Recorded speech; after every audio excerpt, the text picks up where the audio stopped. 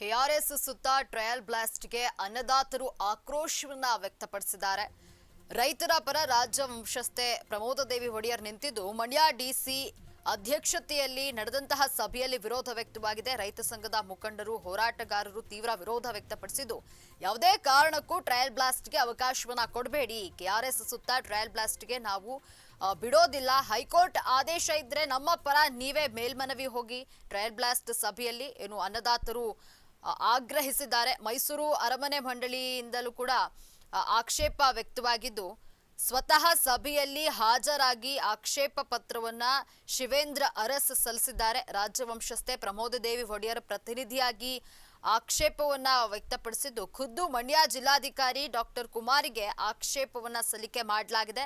ಸ್ವತಃ ಪ್ರಮೋದದೇವಿ ಒಡೆಯರ್ ಸಹಿಯುಳ್ಳಂತಹ ಆಕ್ಷೇಪ ಪತ್ರವನ್ನ ನೀಡಲಾಗಿರುವಂತದ್ದು. ಕೆಆರ್ಎಸ್ ಸುತ್ತ ಟ್ರಯಲ್ ಬ್ಲಾಸ್ಟ್ಗೆ ಅನ್ನದಾತರು ಆಕ್ರೋಶ ವ್ಯಕ್ತಪಡಿಸಿದ್ದು ರೈತರ ಪರವಾಗಿ ರಾಜ್ಯ ವಂಶಸ್ಥೆ ಪ್ರಮೋದದೇವಿ ಒಡೆಯರ್ ನಿಂತಿರುವಂತದ್ದು. ಮಂಡ್ಯ ಡಿಸಿ ಅಧ್ಯಕ್ಷತೆಯಲ್ಲಿ ನಡೆದ ಸಭೆಯಲ್ಲಿ ವಿರೋಧ ವ್ಯಕ್ತವಾಗಿದ್ದು ರೈತ ಸಂಘದ ಮುಖಂಡರು ಹೋರಾಟಗಾರರು ತೀವ್ರ ವಿರೋಧವನ್ನ ವ್ಯಕ್ತಪಡಿಸಿದ್ದಾರೆ. ಯಾವುದೇ ಕಾರಣಕ್ಕೂ ಟ್ರಯಲ್ ಬ್ಲಾಸ್ಟ್ಗೆ ಅವಕಾಶವನ್ನ ಕೊಡಬೇಡಿ, ಕೆಆರ್ಎಸ್ ಸುತ್ತ ಟ್ರಯಲ್ ಬ್ಲಾಸ್ಟ್ಗೆ ನಾವು ಬಿಡೋದಿಲ್ಲ, ಒಂದು ವೇಳೆ ಹೈಕೋರ್ಟ್ ಆದೇಶ ಇದ್ರೆ ನಮ್ಮ ಪರ ನೀವೇ ಮೇಲ್ಮನವಿ ಹೋಗಿ ಅಂತ ಏನು ಟ್ರಯಲ್ ಬ್ಲಾಸ್ಟ್ ಸಭೆಯಲ್ಲಿ ಅನ್ನದಾತರು ಆಗ್ರಹಿಸಿದ್ದಾರೆ. ಕೃಷ್ಣರಾಜಸಾಗರ ಅಣೆಕಟ್ಟು ಏನಿದೆ, ಅಣೆಕಟ್ಟಿನಿಂದ 20 ಕಿಲೋಮೀಟರ್ ವ್ಯಾಪ್ತಿಯಲ್ಲಿ ಯಾವುದೇ ಗಣಿಗಾರಿಕೆ ನಡೆಯಬಾರದು ಅಂತೇಳಿ ಮಾನ್ಯ ಉಚ್ಚ ನ್ಯಾಯಾಲಯ ಆದೇಶವನ್ನು ನೀಡಿದೆ. ಆದೇಶದ ಪ್ರಕಾರ ಈಗಾಗಲೇ ನಾವು 20 ಕಿಲೋಮೀಟರ್ ವ್ಯಾಪ್ತಿಯಲ್ಲಿ ಯಾವುದೇ ಗಣಿಗಾರಿಕೆ ಚಟುವಟಿಕೆಗಳು ನಡೆಯಬಾರದು ಅಂತೇಳಿ ನಿರ್ಬಂಧವನ್ನು ವಿಧಿಸಿ ಈಗಾಗಲೇ ಸೂಚನೆಯನ್ನು ಕೊಟ್ಟಿದ್ದೇವೆ. ಮುಂದುವರಿದ ಭಾಗವಾಗಿ ಮಾನ್ಯ ಉಚ್ಚ ನ್ಯಾಯಾಲಯದ ಆದೇಶದಂತೆ 6 ತಿಂಗಳ ಒಳಗಡೆ ಆ ಒಂದು 20 ಕಿಲೋಮೀಟ್ರು ವ್ಯಾಪ್ತಿನಲ್ಲಿ ಗಣಿಗಾರಿಕೆ ಮಾಡುವ ಸಂಬಂಧಪಟ್ಟಂತೆ ಹಿಂದೆ ಮುಂದೆ ಮಾಡಬೇಕಾ ಮಾಡಬಾರ್ದು ಅನ್ನೋದ್ರ ಬಗ್ಗೆ ಸೂಕ್ತ ತೀರ್ಮಾನವನ್ನು ತೆಗೆದುಕೊಳ್ಳುವ ಹಿನ್ನೆಲೆಯಲ್ಲಿ ಟ್ರಯಲ್ ಬ್ಲಾಸ್ಟಿಂಗನ್ನು ಮಾಡಬೇಕಂತ ಮಾನ್ಯ ಉಚ್ಚ ನ್ಯಾಯಾಲಯ ಆದೇಶ ಕೊಟ್ಟಿದೆ. ಈ ಆದೇಶದ ಪ್ರಕಾರ ಟ್ರಯಲ್ ಬ್ಲಾಸ್ಟಿಂಗನ್ನು ಮಾಡಲಿಕ್ಕೆ ಸಂಬಂಧಪಟ್ಟಂಥ ಇಲಾಖೆಯಾದ ಅಂದರೆ ಕಾವೇರಿ ನೀರಾವರಿ ನಿಗಮ ನಿಯಮಿತ ಏನಿದೆ ಅವರು ಮಾಡಬೇಕಾಗ್ತದೆ. ಆ ಮಾಡುವ ಸಂಬಂಧಪಟ್ಟಂತೆ ಮಾನ್ಯ ಉಚ್ಚ ನ್ಯಾಯಾಲಯದ ಆದೇಶದಂತೆ ಈಗಾಗಲೇ ಅವರು ತಜ್ಞರ ಸಮಿತಿಯನ್ನು ಕೂಡ ರಚನೆ ಮಾಡಿದ್ದಾರೆ. ಆ ತಜ್ಞರು ಬಂದು ಇಲ್ಲಿ ಟ್ರಯಲ್ ಬ್ಲಾಸ್ಟಿಂಗನ್ನು ಮಾಡಿ ವರದಿಯನ್ನು ಮಾನ್ಯ ಉಚ್ಚ ನ್ಯಾಯಾಲಯಕ್ಕೆ ಸಲ್ಲಿಸಬೇಕಾಗ್ತದೆ. ಆ ಹಿನ್ನೆಲೆಯಲ್ಲಿ ಅವರು ಸಮಯವನ್ನು ಕೇಳಿರೋ ಪ್ರಕಾರ ಎಲ್ಲ ಕ್ರಮವನ್ನು ಕೈಗೊಳ್ಳಿ ಅಂತ ನಾವು ಸೂಚನೆಯನ್ನು ಕೊಟ್ಟಿದ್ವಿ. ಆ ಭಾಗದಲ್ಲಿರ್ತಕ್ಕಂಥ ಎಲ್ಲ ರೈತಪರ ಸಂಘಟನೆಯವರು ಟ್ರಯಲ್ ಬ್ಲಾಸ್ಟಿಂಗನ್ನೇ ಮಾಡಬಾರ್ದು ಅಂತೇಳಿ ವಿರೋಧ ವ್ಯಕ್ತಪಡಿಸಿದ್ದಾರೆ ಅಂಥೇಳಿ ನಮ್ಮ ಸ್ಥಳೀಯ ಅಧಿಕಾರಿಗಳು ನಮ್ಮ ಗಮನಕ್ಕೆ ತಂದರು. ಆ ಹಿನ್ನೆಲೆಯಲ್ಲಿ ನಾವು ಇವತ್ತು ನಾನು ಮತ್ತು ನಮ್ಮ SP ಅವರು ಸಂಬಂಧಪಟ್ಟಂಥ ಎಲ್ಲ ಇಲಾಖಾ ಅಧಿಕಾರಿಗಳು ಸೇರಿ ಸಂಬಂಧಪಟ್ಟಂಥ ಎಲ್ಲ ರೈತ ಬಾಂಧವರ ಮುಖಂಡರ ಜೊತೆ ನಾವು ಸಭೆ ಮಾಡಿದ್ದೇವೆ. ಈ ಸಭೆಯಲ್ಲಿ ಅವರೆಲ್ಲರೂ ಕೂಡ ಹೇಳಿರೋದು ಇಷ್ಟೇ, ಟ್ರಯಲ್ ಬ್ಲಾಸ್ಟಿಂಗ್ನೇ ಮಾಡೋದು ಬೇಡ ಅಂತ ಹೇಳಿದ್ದಾರೆ, ಅದಕ್ಕೆ ವಿರೋಧವನ್ನು ವ್ಯಕ್ತಪಡಿಸಿದ್ದಾರೆ. ಆ ಹಿನ್ನೆಲೆಯಲ್ಲಿ ಮುಂದಿನ ಕ್ರಮ ಏನು ತಗೊಳ್ಬೇಕು ಅನ್ನೋದ್ರ ಬಗ್ಗೆ ನಾವು ಸಂಬಂಧಪಟ್ಟಂಥ ಇಲಾಖೆಗೆ ಸೂಚನೆಯನ್ನು ಕೊಟ್ಟಿದ್ದೇವೆ.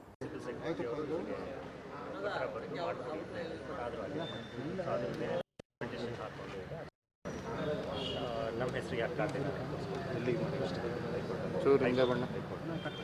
ಸಬ್ ಜುಡಿಷಿಯಲ್ ಅದೇ ನಾವು ಇದ್ರ ಬಗ್ಗೆ ನಮ್ಮ ಒಂದು ಏನಿದೆ ಒಬ್ಜೆಕ್ಷನ್ ಫೈಲ್ ಮಾಡಿದ್ದೀವಿ ಅಷ್ಟೇ. ಟ್ರಯಲ್ ಬ್ಲಾಸ್ಟ್ ಆಗಬಾರ್ದು ಅಂದರೆ ಓನರ್ಶಿಪ್ ಪ್ರೈವೇಟ್ ಓನರ್ಶಿಪ್ ಮಹಾರಾಜರಿಗೆ ಸೇರಿದಂಥ ಆಸ್ತಿ ಮಹಾರಾಣಿ ಕ್ಲೇಮ್, ಸೊ ಅವರ ಆಸ್ತಿ ಆಗಿರ್ತದೆ, ಟ್ರಯಲ್ ಬ್ಲಾಸ್ಟ್ ಮಾಡಬಾರ್ದು. ಅದೇ ಅವರು ಓನರ್ಶಿಪ್ ಬಗ್ಗೆ ಅವ್ರಿಗೆ ಇನ್ನೂ ಕನ್ಫ್ಯೂಷನ್ ಇದೆ, ಬಟ್ ನಾವೀಗ ಅದನ್ನ ಕ್ಲಿಯರ್ ಮಾಡಿದ್ದೀವಿ. ಓನರ್ಶಿಪ್ ಬಗ್ಗೆ ಏನೋ ಕನ್ಫ್ಯೂಷನ್ ಇದೆ, ಅದೇ ಅವ್ರಿಗೆ ಓನರ್ಶಿಪ್ ಬಗ್ಗೆ ಏನೋ ಕ್ಲಾರಿಟಿ ಇದೆ, ಬಟ್ ನಾವೀಗ ಕ್ಲಾರಿಟಿ ಕೊಟ್ಟಿದ್ದೀವಿ. ಅದೇ ರಿಟ್ ಪಿಟಿಷನಲ್ಲಿ ಒಂದ್ಸತಿ ಆಗಿದೆ, ಅದು ನಮ್ಮದೇ ಪ್ರೈವೇಟ್ ಪ್ರಾಪರ್ಟಿ ಮಹಾರಾಣಿಯವ್ರಿಗೆ ಸೇರಿದೆ ಅಂತ ರಿಟ್ ಪಿಟಿಷನಲ್ಲಿ ಬಂದಿದೆ. ಸೊ ಅದೆಲ್ಲ ಕಂಟೆಂಟ್ಸ್ ಇಲ್ಲ ಇದೆ, ಲೆಟರ್ನ ನೀವು ರೆಫರ್ ಮಾಡಿ. ಆಲ್ರೆಡಿ ಇದು ಸಬ್ಜೆಕ್ಟ್ಸ್ ಇದೆ ಮ್ಯಾಟರ್, ಓನರ್ಶಿಪ್ ಬಗ್ಗೆ ಎಲ್ಲ. ಬಟ್ ಅಲ್ಲಿ ರಿಟ್ ಪಿಟಿಷನಲ್ಲಿ ನಾವು ಖಾತೆನ ನಮ್ಮ ಹೆಸರಿಗೆ ಮಾಡಿಕೊಡಿ ಅಂತ, ಬೇಬಿ ಬೆಟ್ಟ ಅರಮನೆ ಕಾವಲು ಅಂತ ಏನಿದೆ ಅಮೃತ್ ಮಹಲ್ ಕಾವಲ್ ಅನ್ನೋದನ್ನ ಆ 1623 ಎಕರ್ಸ್ನ ಮಹಾರಾಣಿಯವ್ರ ಹೆಸರಿಗೆ ನೀವು ಕೋಡಿ ದುರಸ್ತಿ ಮಾಡಿಕೊಡಿ ಅಂತ ನಾವು ಹೇಳ್ತೀವಿ. ಓನರ್ಶಿಪ್ ಬಗ್ಗೆ ಏನೂ ಡಿಸ್ಪ್ಯೂಟ್ ಇಲ್ಲ, ಓನರ್ಶಿಪ್ ಆಲ್ರೆಡಿ ಇಟ್ಸ್ ಸೆಟಲ್ಡ್ ಮಹಾರಾಜರಿಗೆ. ಅವ್ರಿಗೆ ಓನರ್ಶಿಪ್ ಬಗ್ಗೆ ಸ್ವಲ್ಪ ಅವ್ರಿಗೆ ಕನ್ಫ್ಯೂಷನ್ ಇದೆ, ಬಟ್ ನಾವು ಅದನ್ನು ಹೇಳಿದ್ದೀವಿ. Ownership it's a different matter, it's already settled ಅಂತ ಹೇಳಿದೆ. ಬಟ್ ಈಗ ನಾವು ರಿಟ್ ಪಿಟಿಷನ್ ಹೋಗಿರೋದು RTCಗೆ ನಮ್ಮ ಹೆಸರಿಗೆ ಬದಲಾವಣೆ ಮಾಡಿಕೊಡಿ, ಕೋಡಿ ದುರಸ್ತಿ ಮಾಡಿ ಅಂತ ನಾವು ಕೊಡ್ತೀವಿ. KRS ಅಣೆಕಟ್ಟೆಯ ವ್ಯಾಪ್ತಿಯಲ್ಲಿ 20 ಕಿಲೋಮೀಟರ್ ವ್ಯಾಪ್ತಿನಲ್ಲಿ ಟೈರ್ ಬ್ಲಾಸ್ಟ್ ಮಾಡಬೇಕು ಅಂತೇಳಿ ಹೈಕೋರ್ಟ್ ಸೂಚನೆ ಮೇರೆಗೆ ಜಿಲ್ಲಾಡಳಿತ ಆತಾತುರವಾಗಿ ಇವತ್ತು ರೆಡಿಯಾಗಿದೆ. ಇಲ್ಲಿ ಗಣಿ ಲಾಬಿ ಮತ್ತು ಜನಪ್ರತಿನಿಧಿಗಳ ಲಾಬಿ ಭಾಳ ಹೆಚ್ಚಾಗಿ ನಡೀತಾ ಇದೆ ಅಂತೇಳಿ ಅನಿಸ್ತಾ ಇದೆ. ಯಾಕೆಂತೇಳಿದ್ರೆ ಹೈಕೋರ್ಟ್ 6 ತಿಂಗಳು ಟೈಮ್ ಕೊಟ್ಟರು ಕೂಡ ಇವರು 6 ದಿನದೊಳಗೆ ಇವರು ವಿಜ್ಞಾನಿಗಳನ್ನ ಕರೆಸಿ ಟೈರ್ ಬ್ಲಾಸ್ಟ್ ಮಾಡ್ತಾ ಇರ್ತಕ್ಕಂಥದ್ದು ನೋಡಿದ್ರೆ ಇವರು ಜಿಲ್ಲಾಡಳಿತ ಇದರಲ್ಲಿ ಗಣಿ ಲಾಬಿಗೆ ಮತ್ತು ಸರ್ಕಾರದ ಏನು ಜಿಲ್ಲಾ ಉಸ್ತುವಾರಿ ಸಚಿವರು ಮತ್ತು ಶಾಸಕರ ಒತ್ತಡಕ್ಕೆ ಮಣಿದಿರುವಂತೆ ಕಾಣ್ತಾ ಇದೆ. ಇಲ್ಲಿ ಏನು ಆ ಬೇವಿಬೆಟ್ಟ ಸರ್ವೆ ನಂಬರ್ 1 1623 ಎಕರೆ 7 ಕುಂಟೆ ಇದೆ. ಅದು 1950ನೇ ಇಸ್ವಿಯಲ್ಲಿ ಅದು ಮೈಸೂರು ಮಹಾರಾಜರಿಗೆ ಸೇರಿದಂಥ ಖಾಸಗಿ ಆಸ್ತಿ. ಅದೇ ರೀತಿ ಅರಣ್ಯ ಇಲಾಖೆಯವರು ಕೂಡ ಅದು ಅಮೃತ್ ಮಹಲ್ ಕಾವಲ್ ಅರಣ್ಯ ಪ್ರದೇಶ, ಅಲ್ಲಿ ಅರಣ್ಯೇತರ ಚಟುವಟಿಕೆಗಳು ನಡೀಲಿಕ್ಕೆ ಕೇಂದ್ರ ಅರಣ್ಯ ಮತ್ತು ಪರಿಸರ ಇಲಾಖೆಯಿಂದ ಅನುಮತಿ ತಗೊಳ್ಬೇಕು ಅಂತೇಳಿ ಹಿಂದೆನೇ ಕೂಡ ಮಂಡ್ಯ DCF ಅವರು ಮಂಡ್ಯ ಜಿಲ್ಲಾಧಿಕಾರಿಗಳಿಗೂ ಕೂಡ ಅದನ್ನು ಪತ್ರವನ್ನು ಕೂಡ ಬರೆದಿದ್ದಾರೆ. ಹಿಂದೆ 2 ಬಾರಿ ಟೈರ್ ಬ್ಲಾಸ್ಟ್ ಬಂದಾಗಲೂ ಕೂಡ ಅವರು ವಾಪಸ್ ಹೋಗಿದ್ದಾರೆ. ಮತ್ತು 2007ನೇ ಇಸ್ವಿನಲ್ಲಿ ಕೋಲಾರದ ಒಂದು ವಿಜ್ಞಾನಿಗಳ ತಂಡ ಬಂದು ಅವರು ಗಣಿ ಏನು ಲಾಬಿಗೆ ಮಣಿದು ಅವರ ಪರವಾಗಿ ಒಂದು ವರದಿಯನ್ನು ಕೂಡ ಕೊಟ್ಟಿದ್ದರು.